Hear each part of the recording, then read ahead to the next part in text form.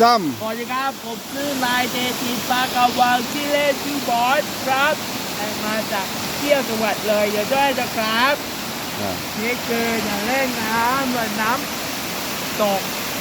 เทียนอินตำบลกวนผู้อำเภอหนองหินจังหวัดเลยด้วยนะครับนี่คือน้ำตกไปเที่ยวจะเยอะแยะเดี๋ยวด้วยนะครับ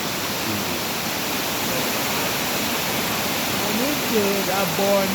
บันไดเยอะนะครับไม่เป็นต้นไม้เยอะนะครับเพราะว่าได้เป็น